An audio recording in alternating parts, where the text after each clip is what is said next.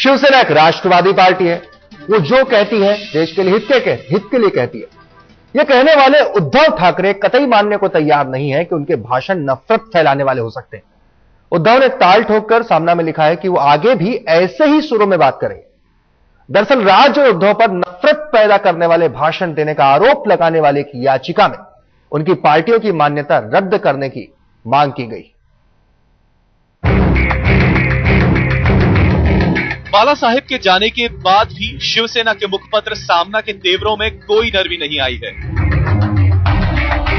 बुधवार को शिवसेना के कार्यकारी अध्यक्ष उद्धव ठाकरे ने सामना के संपादकीय में लिखा कि शिवसेना अपनी जुबान बोलती रहेगी। हाल ही में शिवसेना और एमएनएस की राजनीतिक दल के तौर पर मान्यता रद्द करने की मांग वाली एक याचिका सुप्रीम कोर्ट में दायर हो चुकी है, जिस पर सुप्रीम कोर्ट ने चुनाव आयोग से उसका जवाब मांगा है। याचिका में कहा गया है कि शिवसेना और एमएनएस के नेता नफरत फैलाने वाले बयान देते हैं। याचिकाकर्ता के मुताबिक राज ठाकरे ने बिहारियों के खिलाफ भाषण दिया था और उद्धव ठाकरे ने कहा था कि मुंबई में बाहरी लोग आकर परेशानी खड़ी करते हैं। इससे गुस्साए उद्धव ने सामना में लिखा कि हमारी गर्दन पर छुरा रखने की कोशिश हो रही है, पर हम रुकेंगे नहीं। उद्धव ने सामना में यह भी लिखा कि अगर शिवसेना पर पाबंदी लगती है तो यह अकबरुद्दीन ओवैसी जैसे लोगों का समर्थन होगा। पालघर वाले मामले का जिक्र करते हुए उद्धव ने पूछा कि न्यायपालिका दोहरे मापदंड क्यों अपना रही है। पालघर मामले में लड़कियों की अभिव्यक्ति की स्वतंत्रता की बात करने वाली न्याय व्यवस्था शिवसेना की अभिव्यक्ति की आजादी पर कैसे रोक लगा सकती है।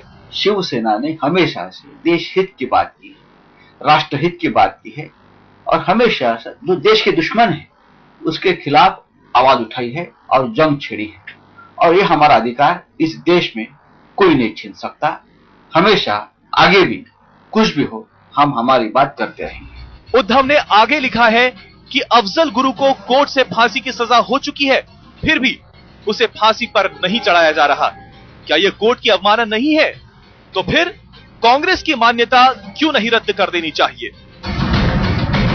शिवसेना की तरह महाराष्ट्र नवनिर्माण सेना भी दावा कर चुकी है कि उसके नेताओं ने कभी भी नफरत फैलाने वाले भाषण नहीं दिए और सिर्फ अहम मुद्दों को उठाया है।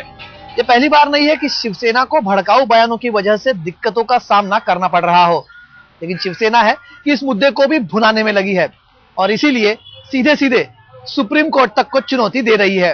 कैमरामैन किरण सबकाल के साथ कमलेश सुतार, मुंबई, आज तक। दिल्ली में हुए गैंगरेप का खौफ मुंबई में भी लड़कियों के दिलो दिमाग पर साफ देखा जा सकता है। दिल्ली में 16 दिसंबर को हुई खौफनाक वारदात के बाद मुंबई में भी कई लड़कियां इतना डर गई हैं कि उन्होंने रात की शिफ्ट की कॉल सेंटर वाली नौकरियां छोड़ दी हैं। यही नहीं, उन्हें चाहे कितना भी अच्छा मौका गंवाना पड़े और वो किसी भी कीमत पर दिल्ली नहीं जाना चाहती। Delhi is a complete no. Delhi के लिए ना ही मेरे पेरेंट्स हाँ बोलेंगे और ना ही मैं दिल्ली जाना प्रेफर करूंगी। हायर एजुकेशन अपनी जगह पर ठीक है, पर दिल्ली की बात रही तो वहाँ पर तो सेफ्टी नाम की कोई चीज ही नहीं बची है। मैं बिल्कुल नहीं जाना चाहूंगी दिल्ली, बिकॉज वहाँ पे सिक्योरिटी बिल्कुल भी नहीं है। दिल्ली में चौड़ी सड़कें हैं, दिल्ली में अच्छे अफसर हैं, दिल्ली में नामी कॉलेज है, दिल्ली का इंफ्रास्ट्रक्चर उम्दा है, दिल्ली देश की राजधानी है। पर फिर भी मुंबई की ये लड़कियां किसी भी सूरत में दिल्ली का रुख नहीं करना चाहती। उनके मुताबिक अच्छी पढ़ाई या अच्छी सैलरी से ज्यादा जरूरी है उनकी सुरक्षा। डर तो बहुत है स्टूडेंट्स में अभी, सिर्फ दिल्ली नहीं ओवरऑल ही सब में डर है अभी। थोड़ा भी शाम हो जाए, रात हो जाए तो लगता है कि मैं सेफ नहीं हूँ। दिल्ली में हुए गैंगरेप के बाद एसोचैम ने एक सर्वे करवाया था जिसमें उसने पाया कि गैंगरेप की घटना का देश भर की महिलाओं के मन पर गहरा असर हुआ है। उस सर्वे की रिपोर्ट इस वक्त मेरे हाथों में है। शहर के कई कॉलेजेस का हमने मुआयना किया और स्टूडेंट से हमने बातचीत करने की कोशिश करी और हैरानी की बात तो यह है कि तमाम स्टूडेंट्स की राय इस रिपोर्ट से अलग नहीं थी। मुंबई को सुरक्षा के लिहाज से महिलाओं के लिए बेहतर शहर माना जाता है, पर महिलाएं यहां भी अब अपनी सुरक्षा को लेकर कोई जोखिम नहीं लेना चाहती। दिल्ली गैंगरेप की घटना के बाद कई लड़कियों ने नाइट शिफ्ट वाले बीपीओ और कॉल सेंटर की नौकरी छोड़ दी है।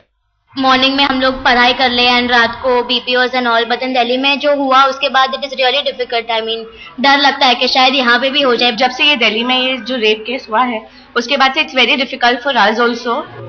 एसोचैम के सर्वे में यह बात भी सामने आई है कि गैंगरेप की घटना के बाद मुंबई और दिल्ली समेत देश के सभी बड़े शहरों की महिलाओं के मन में अपनी सुरक्षा को लेकर डर पैदा हुआ है। सर्वे में महिलाओं ने कहा कि अब वो देर शाम तक दफ्तर में नहीं रुकती। सबसे ज्यादा असुरक्षित वो ट्रेन और बसों में सफर के दौरान महसूस करती हैं। कुछ दिनों पहले मुंबई पुलिस ने महिलाओं की मदद के लिए एक अलग हेल्पलाइन शुरू की थी।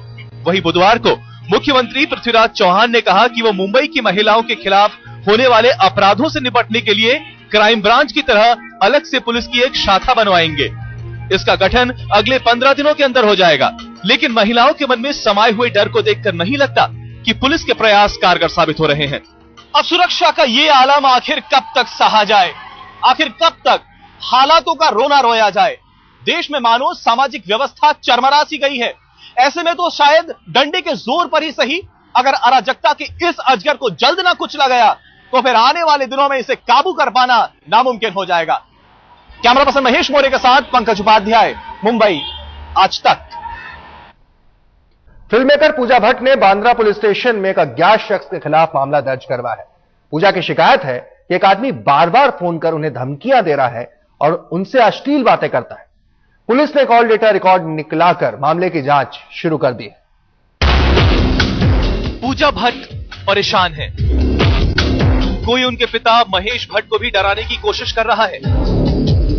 बेटी और पिता दोनों की परेशानी का सबब है एक नंबर 830-898-4111। इसी नंबर ने पूजा भट्ट और महेश भट्ट की नींद उड़ा रखी है।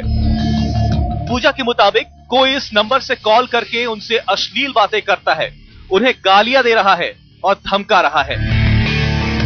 पूजा के मुताबिक उनके पिता महेश भट्ट को भी इसी नंबर से कॉल आ रहे हैं। पूजा ने इसकी शिकायत पुलिस से भी की है। मुझे सिर्फ फोन नहीं आए, सिर्फ मुझे पता चला कि भट्ट साहब को भी, मेरे पिता को भी 11:35 को उसी नंबर से फिर एक मिस कॉल आया था। तो this is very serious, because ये सिर्फ एक सेक्सुअल हैरेसमेंट या ईव टीजिंग या एक क्रेज्ड फैन का फोन कॉल मुझे नहीं लगता है। अगर मुझे और मेरे पिता को उसी नंबर से उसी टाइम पे फोन आ रहा है तो it is something that you must bring to the attention of your authorities. Police के पास जाने से पहले पूजा भट्ट ने ट्विटर पर अपने परेशानी का जिक्र किया। मुझे 918308984111 नंबर से अश्लील और धमकाने वाले कॉल आ रहे हैं। कॉल करने वाला इंसान शराब के नशे में था। उसने मुझे गालियां दी और कहा कि वो मेरे घर आ जाएगा। पूजा ने पहले इस बात की शिकायत करने के लिए 100 नंबर पर फोन किया, पर हमेशा की तरह पुलिस की हेल्पलाइन किसी काम नहीं आई। इसका जिक्र भी पूजा भट्ट ने अपने ट्विटर अकाउंट पर किया।